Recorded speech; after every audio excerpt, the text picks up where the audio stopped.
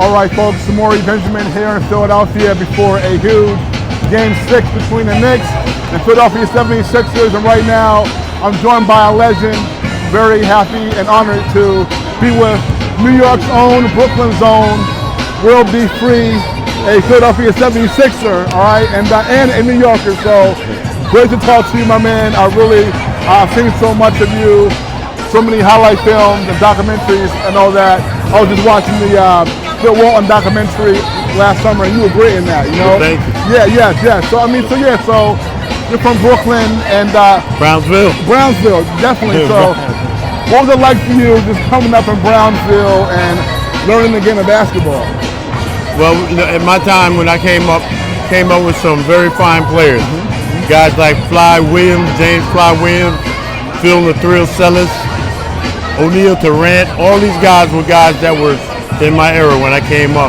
So it gave me a chance to go ahead and advance my game, because you're playing with some of the best that was in New York. Right, and I know at that time college basketball was really big, and the NBA. And so, what were you more of a fan of at that time? The college game, NBA game, or what inspired you to play? What inspired me to play was that I used to go to the park, and I didn't have what Fly Williams had. And I seen Fly was a young boy playing with the old heads, and they were letting him on the court, and he was killing them. I wanted that, and that gave me motivation when I seen that the young fellas could get out there and play with the older guys and get busy. Then I had a good coach by the name of Gil Reynolds that launched me off that path. And this is growing up. Were you ever a Knicks fan growing up? Yeah.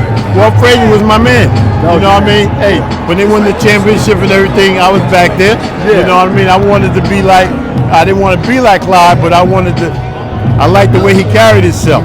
Because as you see how I dressed, you know what I mean? I like the things that he did. No doubt about it. So how much did you travel around the 5 boroughs playing basketball growing up? Oh, I did that.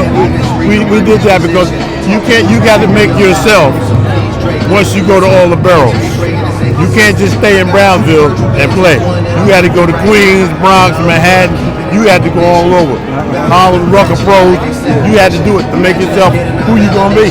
Right. And I mean, was there a particular borough that you feel like was the best? I mean, I like when I played out in Harlem. You know what I mean? Because I was out in the Rucker Park. In the Rucker. So what was playing at the Rucker like? I know so many. It was unbelievable. I mean, like, I used to watch Dr. J play up there when I was like in high school, and I wanted to be that dude. You know, and so once I got over there and I saw him, I said, wait a minute, people all in the trees, people clapping. It was like no crime for those 3 hours of the basketball game because everybody was in there in the park. So I said, I want to be just like that too. Awesome. Okay, so now I'm going to get to you and Doc Train here in a minute, but you went to college at a small school in Carolina, right? So how did you end up there? A friend of mine by the name of Greg Jackson, he passed a couple of years ago, but I used to love the way this guy could jump. This guy could get off the ground about at least 40 to 50 feet off the ground, and he was about 6 feet. I loved what was happening with him, and I said, and I used to look up to him too. So I looked up to everybody. Yeah. And I said to myself, he asked me one day, because I was a high school All-American, we made all city, all everything, I was all world, coming out of high school. But I was going to go to the University of Arkansas. But he asked me, look, man, why don't you come to Guilford College, little school, 1,000 students, and look, we can make something happen there. Yeah. So I went.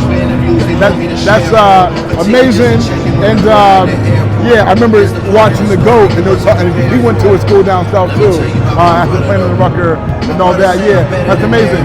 So now playing there, how was that experience like? Just playing there before you got pro? Well, the experience going to Guilford College was different for me because coming out of high school, I played against older people. So once I got to college, I was really like adapted already to it.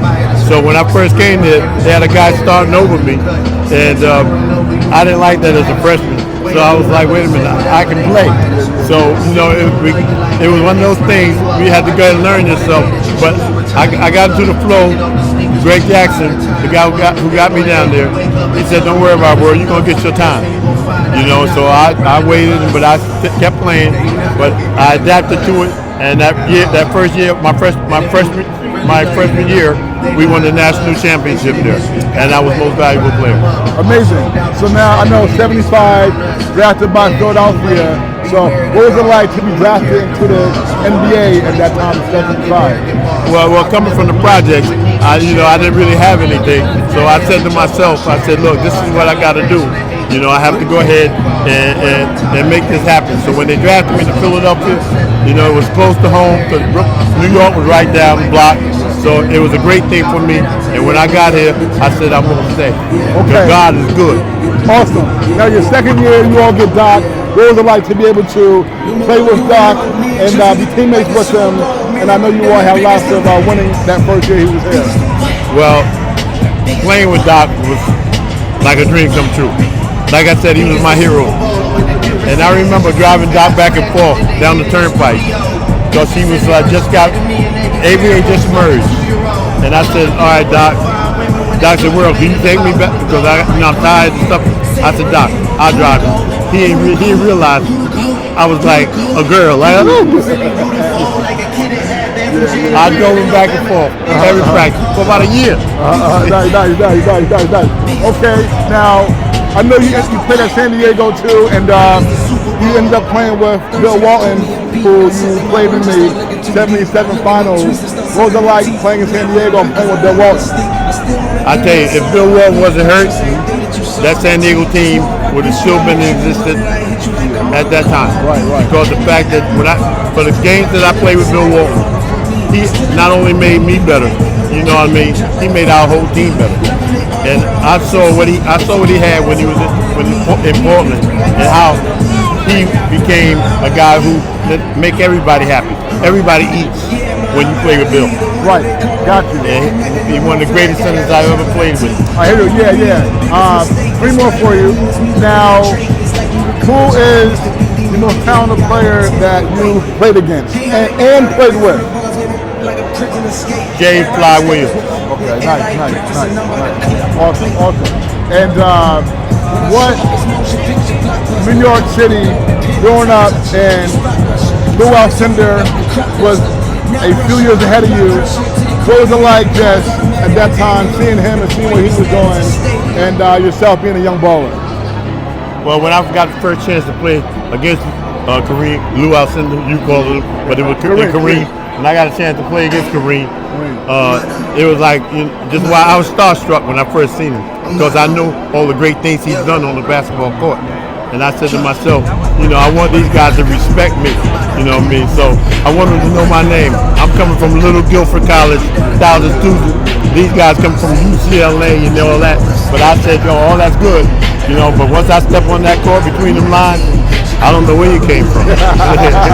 What do you think of the state of New York City basketball just on the grassroots level, We were playing, there were a lot of really talented. Well, I'll tell you the difference.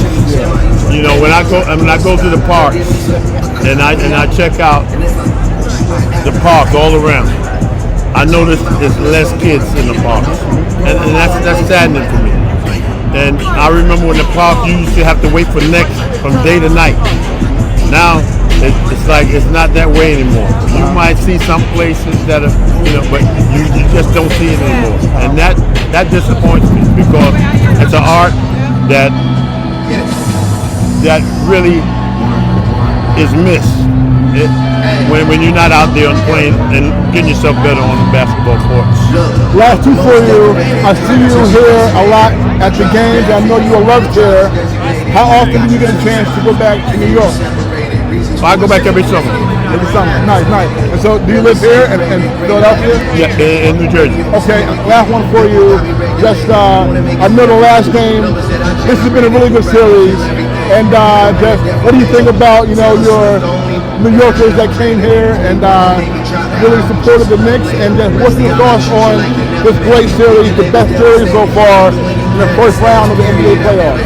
Well, look, fans couldn't get into the Madison Square Garden, so a 2-hour ride You respect that. You know, I mean, you respect that. So, I mean, that's New York. New York have great fans. I mean, when I play, I'm from New York. When I play up there, you have to give it to them. You know, the way Jalen he's playing, they love a player like that. You know what I mean? So when you do what you got to do, the John Starks and all those people that do what they do, you know what I mean? They'll love you up there. But because they're hard workers, just like in Philly. You come to Philly, like Joel Embiid, Allen Iverson, you know, all our group, Doc. Hey, when you come in, you better come and bring your hard hat on. You know what I mean? Because if you don't, you might as well go and get out of here. Because there's no in between here. You're right. They either like it or they don't. No doubt about it. This has been a great series, hard hat series, and it's been a pleasure and honor to talk with you folks. A Philadelphia 76er and a New Yorker, Brooklyn, Brownsville's own, will be free right here, legend. Thank you so much. Thank you. Thank you. Man. I appreciate you, bro. All right. Great time. Okay. All right, baby. We're back. All right.